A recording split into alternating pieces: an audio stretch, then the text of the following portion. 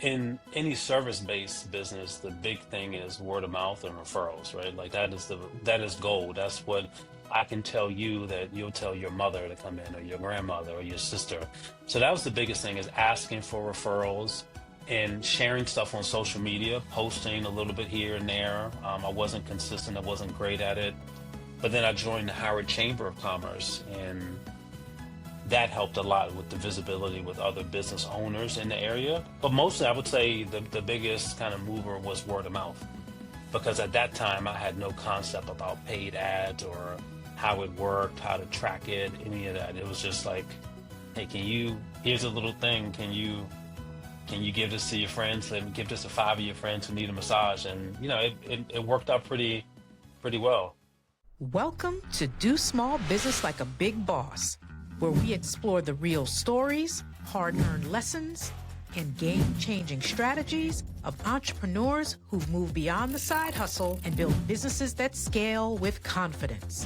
This show is proudly sponsored by Project Icon. I'm your host, Aisha Jorge Massengill, your small business legal guide. Let's dive in.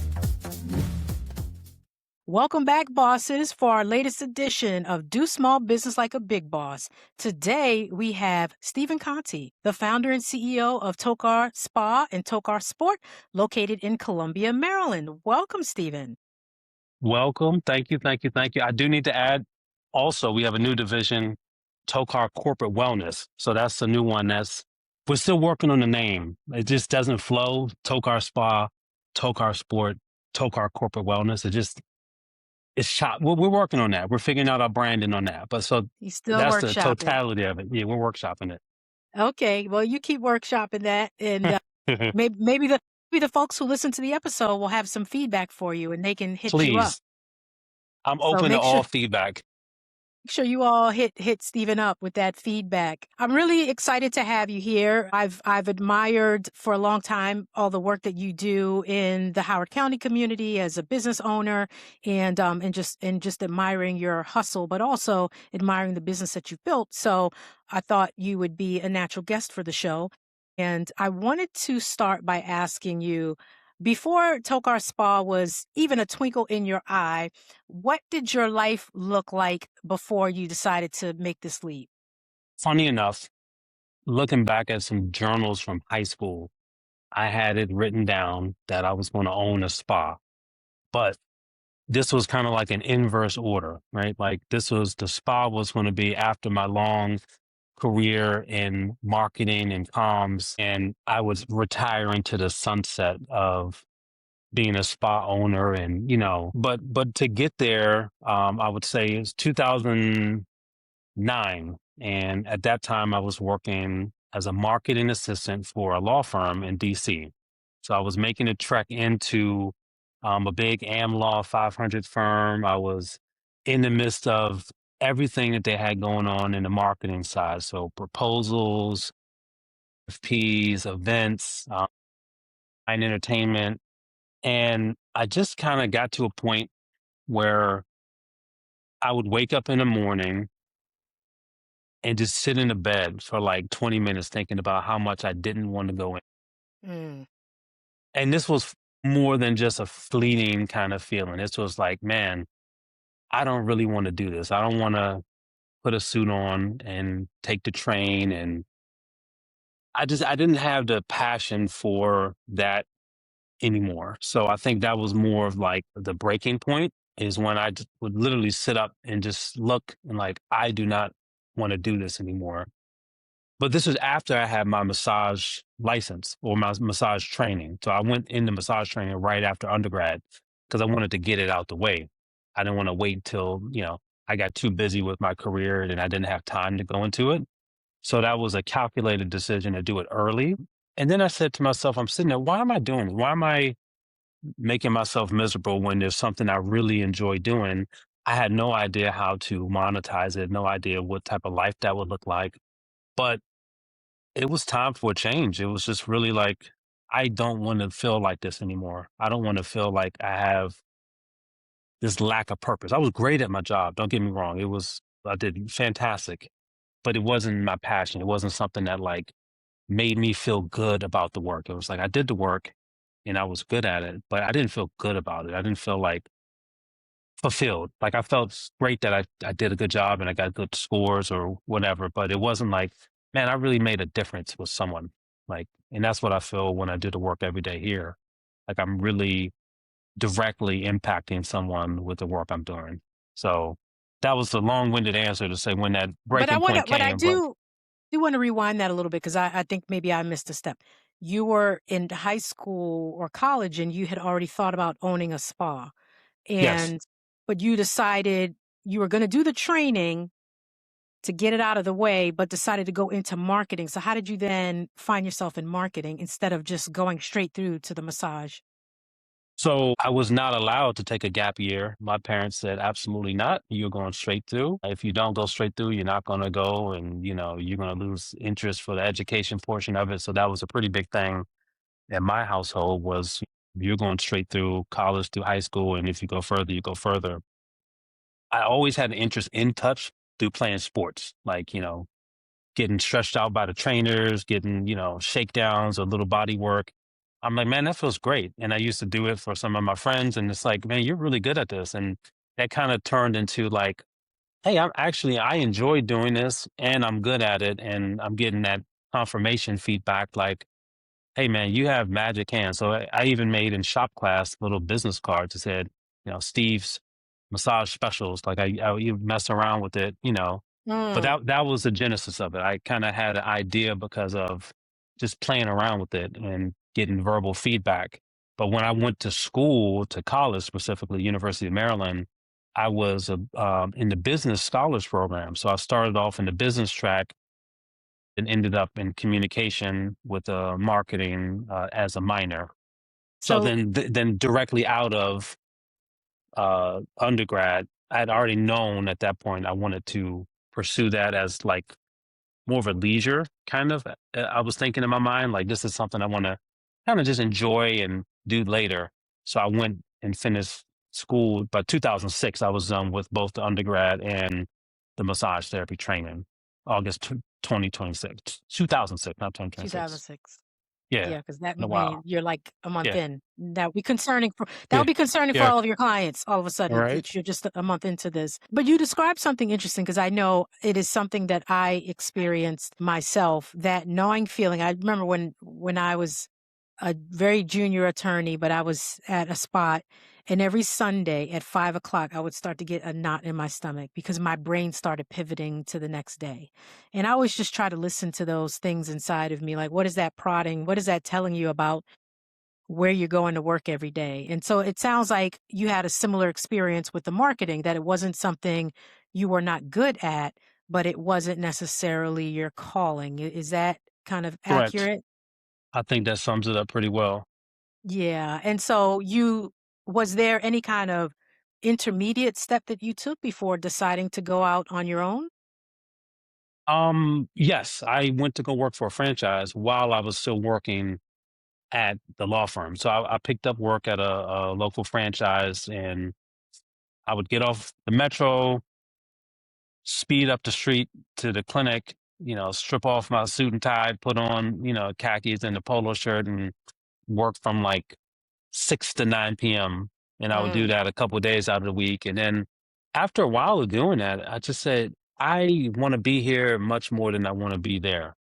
mm. So, I made the decision and I put my notice in and said, I'm going all in. And, you know, I would say the parental figures weren't on board, weren't thrilled with the decision, but it felt right to me. And I felt like it Mm. was a time for me to do it because at that point in time, I had literally no other obligations other than myself. I had no one I was responsible for, which is a very big blessing to be Yeah. specific because a lot of people, they don't have that luxury. They're already, married with children and dependents. I literally had no one else that was dependent on me, which was the best time I thought. I don't think there could have been a better time to do it for me. So I did it. I went full time in at that clinic and worked there for a few years and then thought, well, I had an opportunity to kind of sublet a space that one of my friends already was leasing. And he brought me on board and said, hey, would you be interested in taking over a room in this space?" And I said, "Sure." So I kind of split my time there a little bit with the franchise and then my own thing. And then at some point, I think 2009, no, 2012 is when I made the full cutoff, and it was only Tocar from that point forward. So tell me about those early days of Tokar, right? One of the things that we talk about on this show is like building it messy and even building it scared. So, what were some of the first real steps that you took to begin your own thing? Man, I talking about building the plane in the air. I had no concept of what business was or what business needed to look like, or even what the goal of business really is as an owner. Just that I know I can do it better than what I was doing over here, and I get to do it on my own terms. So literally, no systems, no software really to back it up, no structure, no financing. This was all kind of, you know, I guess you could call it marketing. We jumped in on the Groupon era and just kind of worked like an insane amount of treatments to, build the bridge and get awareness. So it Mhm. did work in that effect, in that sense, but it was something I wouldn't wish on anyone else. I mean, we were talking about these were like $39 massages, like, and you're getting paid 15 from Groupon. It was pretty, it didn't make sense financially, but it was kind of Mhm. like figuring out, how do I attract people here that don't know I'm here, and how do I get started? And I figured if I can get started, I can get going. And that was the only thing I had in my head. It's like, I'm going to just do whatever I need to do to get people in the door. And then once they're here, I'm going to give them the absolute best experience they will ever had. And it's been working out well so far. So you just mentioned Groupon. One of the things I think new business owners struggle with is just the visibility, getting their name out there. What were some of the other things you did outside of Groupon to help get traffic into your business? Well, in any service-based business, the big thing is word of mouth and referrals, right? Like that is gold. That's what I can tell you that you'll tell your mother to come in, or your grandmother, or your sister. So that was the biggest thing, is asking for referrals and sharing stuff on social media, posting a little bit here and there. I wasn't consistent. I wasn't great at it. But then I joined the Howard Chamber of Commerce, and that helped a lot with the visibility with other business owners in the area. But mostly, I would say the biggest kind of mover was word of mouth, because at that time I had no concept about paid ads or how it worked, how to track it, any of that. It was just like, hey, here's a little thing. Can you give this to your friends? Let me give this to five of your friends who need a massage. And it worked out pretty well. So you just mentioned the Chamber of Commerce, and I know that you're involved in a number of different organizations, including Leadership Howard County. Can you just talk about how you found the chamber or any of those other organizations to be helpful to you, or maybe not helpful, and how has that helped you as a business owner get things going?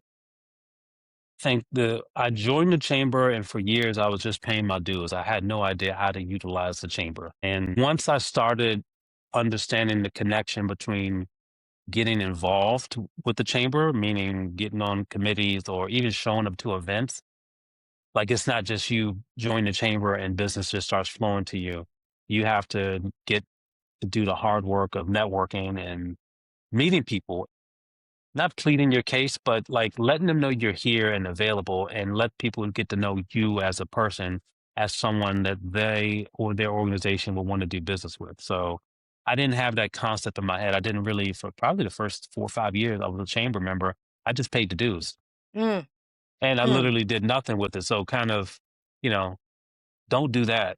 If you if you join the chamber, go to the events, meet the people, network and talk, and you'll find that there's so much more than, just trying to pitch your services. Is you're really getting a sounding board as well, people who are going through the same experiences as you, and that people who have the scars that can help you avoid all of the problems and pitfalls they went through too. So that was the how I started finally using it, and it's really been helpful. Were there other organizations outside of the chamber that maybe helped you be a better business owner? For example, organizations that help you think about strategy or financing and, your brick and mortar. So even someone that helped you start to get leases and things like that. Where did you go for that kind of help? So again, to some degree of success, I did score the small Mm, business, I did small business administration, small council of retired executives, and got a mentor. That was somewhat helpful. It depends on, who you connected with. I would say the real acceleration started to happen after I did the Goldman Sachs K Small Business Program. That was a really big help because you're in a, a group environment or cohort with about 30, 32 other people that are on that same journey. But then within that cohort, you have businesses that are $200,000 annual revenue, and you have businesses that were 17 million. And you're in the mm, same room working on the same project with those folks. It's like, help? Like, how did you do that? Like, tell yeah. me how is this possible for someone who seems so accessible? Like, in my mind, I'm always thinking like, the big CEOs are like unaccessible, not down to earth people, but it's like, oh, like this is possible. So I would say that was probably the SCORE program initially, and then the 10K SB program was really, really helpful. But in between, I would say as well, I had a really good CPA that also connected me with a lot of different resources. And like, hey, yeah, you're not doing this right. Let me help you. Uh, Let's get you on payroll. Let's structure this the right way. Let's talk about like how you're structuring everything. And that was kind of, I would say that was even go back forward, that back before the score with my CPA was probably the biggest kind of eye opening, like, wow, like I really need to do things differently because they're around businesses, all walks, shapes, and sizes, and they see Mhm. all of it and kind of see like, okay, here's where you are, and here's some things we need to clean up if you really want to make this successful. So anytime you talk about CPA makes me think numbers and I try not to seize up. But how were you able to approach funding for your business? Was it that as you were coming out of the marketing position and doing kind of the side massage that you were squirreling away money, or did you get more formal funding from banking sources? How did that go for you? It probably wasn't until about 10 years in that I actually went and sought after formal funding from an institution. Up until that point in time, my overhead was so low, my expenses were low, so I didn't need it per se. Well, I know that I did need it. That would have accelerated things a lot faster if I would have known, hey, this is sounds scary, but with the proper plan in place, this will help accelerate everything you're doing. Well, you don't have to build everything brick by brick, piece by piece. So yeah, I would the first probably 7, 8, 10 years, it was just all whatever I had come in, I would use that to work on future plans or but then I did get formalized funding from my bank, and again, that helped a lot too. Helped with the acceleration, I would say, more so than anything. Yep. So, at what point did you think, hey, I need to start growing? And what were some of the strategies or systems you put into place to help you grow? Good, it's a good question. At the time, I had one treatment room, full use of that 7 days a week if I wanted. And I said, well, I'm working a lot. I have my schedule is busy from open to close, but I'm not really breaking past this level of revenue. It says, so how then can I make better use of my time, knowing that massage therapists are, in a sense, like a professional athlete because you use your body to perform a service, but we're not paid like them, right? Hmm. So there's a limit to how, and I'll say that with a asterisk, there are therapists who practice 40, 50 years. On the whole, the burnout rate or the average career span of a massage therapist, I think, is 5 to 7 years, right? Like people Mm, they don't have this longevity because it's a physically demanding occupation. So my ceiling was looking at, okay, well, how do I break past this point to make the number I want to make to live the life I want to live? And the only way to do that is a scale. And so the hmm. way I thought about it is, well, I need to have more space. I need to have more business coming in. I can't have more business without more employees or more efficient sales strategies or more efficient revenue generating vehicles. So service is one thing, very labor dominant. Products are another thing. Education is another thing. So thinking about different ways to break past this particular ceiling. And that's kind of what really started all the chain of events and the different business lines that I'm working on. So, what were some of the qualities that you looked for when you thought about hiring your first employee? My first one was anyone who's available. To be honest, said, "Do you have a license and are you willing to work?" And that's been still a big struggle, I say, to this point in time, just finding um, the right person with the right fit. As I'm developing more of my managerial and leadership skills, I'm really now looking at fit. Before Mm. I was looking at availability because there's people who are available, but they're going to give you headaches along the entire way, which is going to make it not worth even bringing them on board. Now I'm looking at a fit. I'm looking at personality. I'm looking at willingness to learn, willingness to be coached, basically willingness to get on this program and on this train as we're going in this direction and kind of doing a temperature check. Like, where are you? What are your goals? If you're here to hustle and kind of just make a quick buck, this is not really the place for you. If you're interested in really developing relationships with your clients and long-term growth, then here we are. And here's how you get to, what you're looking for and here's how we benefit each other along the way. That's the conversation that's happening now, not, you know, how much pay is it, or that's not even the leading kind of conversation point. It's more about let's have a conversation so I can get to know who you are and see if this is worth our mutual time together.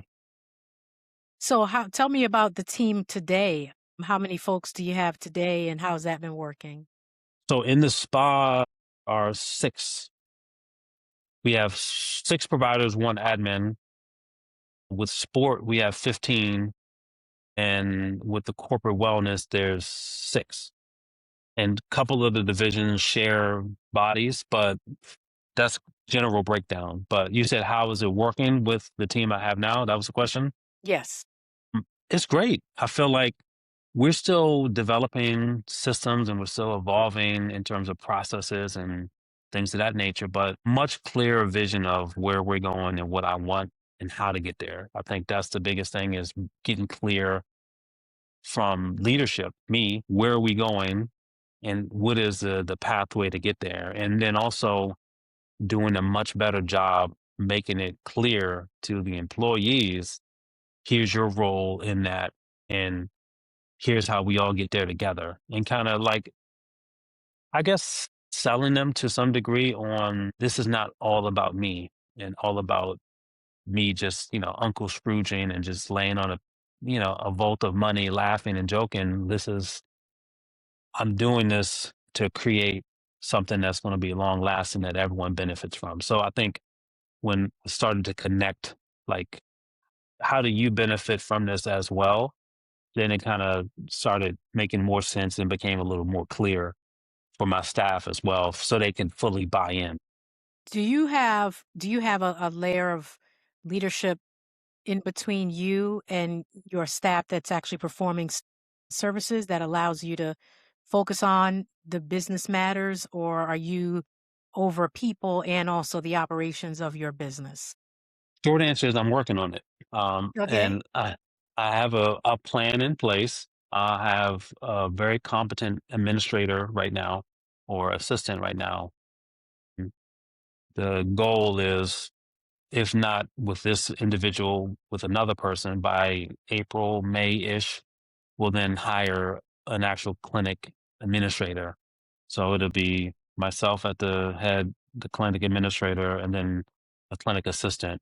The clinic assistant would be primarily dealing with client related concerns. The administrator would be over that person, but overseeing staff related concerns. And then that person would be reporting to me. It'd be a buffer for me. It would be a buffer Hmm. that is much needed so that I can free myself up to do chamber events, to do marketing events, to get out and spread the word about what we're doing.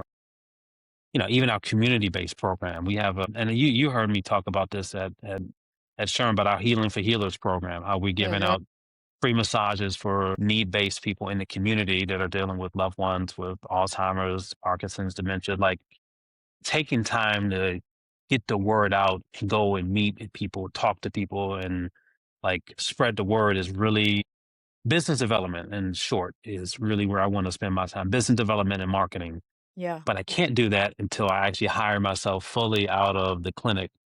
And I'm transitioning there, but we're not there yet. But there's a plan in place and it's progressing. So Yeah. Yeah. So to that vein, how do you protect your energy, right? While you're in this in between stage where you may still be providing some services, but have to be out there marketing and, you know, meeting and greeting and all that good stuff.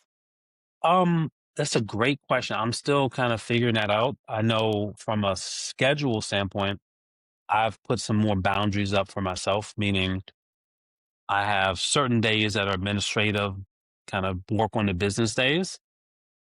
Not working weekends anymore, so now I have more time to invest in my family. So trying to make sure at home is happy. So, Hmm. my family constituents, my wife and my daughter are happy. So I'm trying to put boundaries up to shut this laptop off when I'm at home and pick it up when Mm. I'm back in as best I can. But eventually, what it would look like is I have to continue to have more staff, more competent staff, people that are retaining their clients, people who are doing a really good job, and that are also my current clients are comfortable with seeing. So then I can slowly work my way out of, and this is not an immediate goal for anyone listening, so it's going to take some time, but I still want to massage, but I really do want to focus more of my time on the marketing and the business development. Hiring service staff, professional staff as a buffer for me to kind of protect my time. So, I don't have to respond to a text message or email at 9 p.m. and say, hey, I need to cancel my appointment. Mm. Don't don't want it to sound arrogant, but that's not something that the owner should be focusing on at 9 p.m. at night. That should be something that someone else's responsibility. Yeah, I know. In my view, it's not arrogance at all. We all have roles to play, positions to play in an organization, and I always talk about it in terms of operating in your gifts. It's not necessarily operating in your gift to deal with administrative tasks that are more appropriate for other people. And I think for my listeners, they should also consider that as they're able. I think I recently heard Dan Martell talk about this, where he said he gives I'm you a reading his book now. calculation. It's excellent, and he does a allows you to do a calculation, and it's like, if your hourly rate if the task is below a certain hourly rate, you should not be engaged in that task. And I would Correct. say, as the founder and CEO of Tocar Spa, navigating through someone's scheduling is probably not the best use of your time. So I think of It's it from not, that perspective. it's not, but historically and where I've been so far, it has been part of my experience. But that's again, this education for my clients to know, hey, I have X person available now, message them, you're good. Or, So or, you know, but that's a huge point that I want to get your perspective on, right? When you are a service provider, when I go to get my hair done, I'm going to my hairdresser. hmm When my clients come to me for legal services, they want me. But in hmm order to scale, at some point, everyone can't see Steve.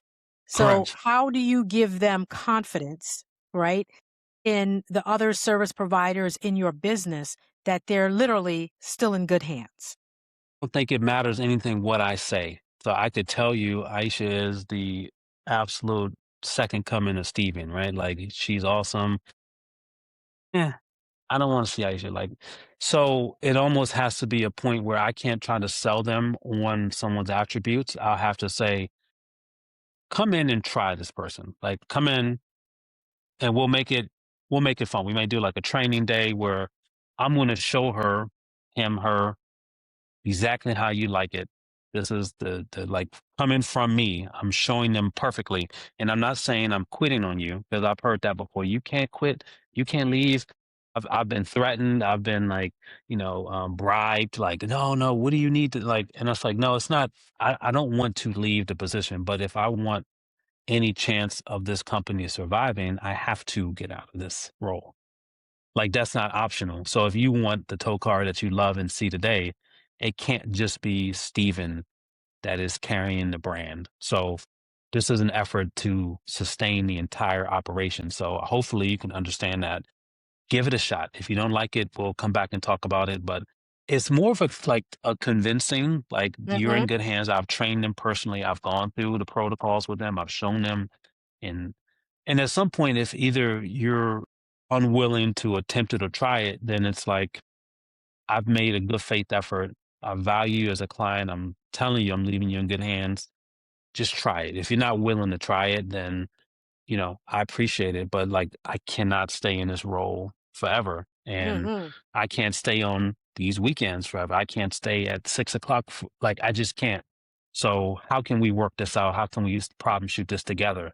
So, really giving folks an option to say, I'm not available at this time anymore, but here's when I am available. And if that doesn't work, I do have someone available at the exact same time. Just try it. And then if not, then it's, we don't, I don't like the term, dismissing the client or anything like that, because that sounds like it's, punitive, but it's like, I have to be in a different room right now. I cannot Yeah. be here anymore. So it's just that I think as long as you're communicating honestly and with integrity, like, and it's not like, oh, last minute, oh, I'm not working weekends anymore. And like, I Mm. just saw you the month before. I let people know like 6, 7 months in advance. Hey, at January 1, 2026, I'm off weekends. Like, I cannot be on weekends anymore. Yeah. Oh, well, what am I going to do? We'll figure it out. Then miraculously, people find, well, I can come in on Tuesday. I can, okay, What do you okay. know? Yeah, and it's like, well, I've been, like, holding out thinking, like, this is gonna be a problem for you, and you could have done it, but you didn't want to. So it's like, yeah, it's just operating with honesty and integrity and just being upfront and saying, like, "Hey, this is a decision that needs to happen, and I hope you understand." So there's a big debate is not the right word, but clearly, is everywhere. And there's a discussion around what careers are in danger of being replaced. And sometimes when I think about plumbers, I think I heard Elon, and this is not an endorsement of Elon, but heard him talking about, hey, plumbers and electricians, there's still a role for those folks, right? But I recall you talking about robotic kind of massages. Have you adopted that into your practice? And if so, how's that been going? So, the genesis of even robotic massages is things you could think about at, like, a Brookstone store, right? Those massage Hmm. chairs you sit in and it engulfs you or at the pedicure station. So the concept is not new. This has been around for 20, 30 years. Even the handheld old massagers from Brookstone, they had the 2 little thumper heads, and it would just Hmm. so we utilize, more advanced technology like, actual tech that, like, the NFL and MLB use with massage guns, um, electric cupping machines, you know, all kind of, we have masks in the spa that do temple and eye massage. So when you're face up, you don't have kind of a bright light experience. You're kind of getting some extra attention. I think those are great as an additive to the touch. Mm. I'll say this as well. There's a company in New York that has invented kind of a proprietary table. So it has these robotic arms. So you put on the bodysuit with sensors, you lay down in it, and it, Now, for a casual person at a particular price point, would that work? Sure. But I don't think that's what most people want. I think there's a certain market of people that would want that, like the people who go in the gym and want to lay down on a massage bed with the water jets. That kind of there's a market for people who are kind of casual. They don't really either value it or see the need for paying someone to do hands-on treatment. But I don't think I'm in terms of an industry that is going to be replaced by AI. I don't see it happening right now. I would say I think it would behoove everyone to understand its capabilities and figure out how you can utilize it to improve your business and how you can utilize it to make operations more efficient. How do you use these programs to help you? But in terms of the actual treatment, I'm not seeing it right now like as a at just in 2026, I'm not seeing it as a viable replacement even to the entry level massage therapist. I'm team human touch. I'm here at the massage because I want the human touch. I get frustrated when I get the elbows from a therapist. Like I'm not, I want the fingers. That is why I came here. Yeah. Otherwise, I will pay $5 and sit in the chair at the mall, which never fits my body right because I'm short, but that's another story for another day.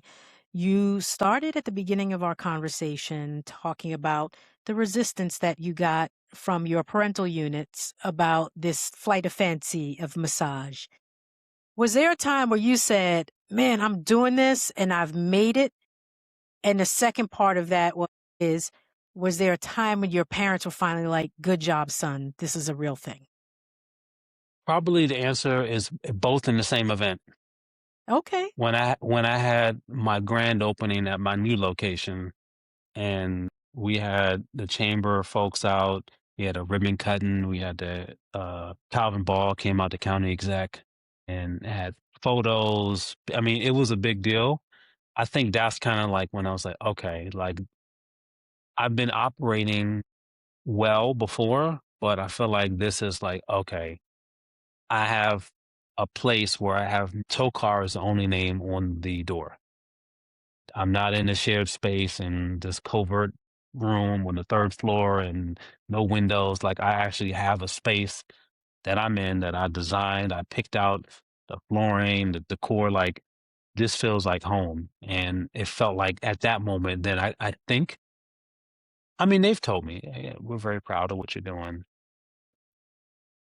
Actually being in the space and seeing it and like that's when I was like, okay, this was this was kind of like my not my dream to be recognized, but it's good to be like, okay, you see it too now. Like, Yeah, that's right. So that I beautiful. would probably say that would be a 2 in 1 on that event. I was like, yeah, we've friends, family, Made it. business colleague. Yeah, we've made it past COVID. We've made it past the startup, like which that's a whole nother podcast topic, how we survived COVID. But Yeah, yeah. Well, uh, tell me a little bit about that. I mean, with things shutting down, how did you four survive? months. 4 months Wow. of not being able to work. So my daughter was just born in that September before the shutdown. So I think mentally how I survived, I spent a lot of time with her. I mean, we were going Mm, on 2-hour walks in the stroller. We were just out. And that's mentally like walking the golf courses, just talking to friends on the phone, moving around, just being out of just sitting in a space and feeling horrible for myself. yeah. But I think our county, Howard County, did an amazing job to support small businesses, and I think the state did a great job as well. So resources were available. I mean, obviously, unemployment, you don't want to do it unless you really need to, because I felt like I was still I wasn't in a dire place. I had a spouse that was working, but it was still tough. It was like, Mhm. it was not an easy transition where you were worried about, and am I an essential employee? Can I even work? Will I ever be able to go to work? And then that transition when we were allowed to go back to work, I would wear a mask, you couldn't Yeah. breathe, it's hot. It's just like it was a difficult period. But we made it through that. So like, like, okay, I say all the time, I'm like, do people realize we survived the plague? Like like, we okay, survived an yeah. So actual plague, right? Like what a, definitely condolences to the millions of families and family members who were impacted. I was impacted, lost some family members during that time, but have a greater sense of gratitude to be here, to be on the other side and, to have flourished and not just like survived. So, correct. it was an incredible time. But if you could go back thinking about your journey and tell yourself like one thing about getting to the other side, because we're talking about that seminal moment where you got the ribbon cutting for the second or third location. If there's something you go tell your younger self about how to think about the other side, what would it be? What piece of advice would you give your younger self about the process? Enjoy it. Like, none of it is quite guaranteed. I think that, you could put together the most well-laid plan and everything, you could hit a COVID, right? Like, Mm. so enjoy the process more, like enjoy the building and don't get as consumed with, I gotta have X in my bank account. I need this number. Obviously, goals are good to have. It gives you a place to reach for, to Mhm. set your standards against your KPIs, but enjoy the process. Get mentorship. And I would think that that maybe should be number one. Get mentorship and get competent mentorship. Like I said, Right. I work with the score, and it was just like, it was just the most vague kind of general, well, you might want to, like, it was no one that really would sit down with you and like really like spend some time. So find you, and you have to find it, because I don't know if that program has been completely gutted, because it doesn't. I'm not sure what's happening since this administration has come in with the SBA score program, but don't be afraid to go cross lines, meaning to someone that works in a different industry, because you're much more likely to get a friendly face and someone is willing to open up if they don't see you as their competition. Mm. So go to a restaurant owner and say, "Hey, yeah, I see you have 5 locations. How did you do it? Like, can you walk me through it? Are you able to talk about it? Can I take you out to lunch or coffee and pick your brain?" Or, you know, a legal provider, or a law firm. Like, how did you build this business? How on earth did you sustain yourself? I think seeking good mentorship and finding someone that's willing to have a good conversation with you and willing to share is important. I don't quite know, like, is there any resource that gives you these great built-in people? But I think you have to be active and looking for someone. Mhm. But then just enjoy the process and stop every now and again.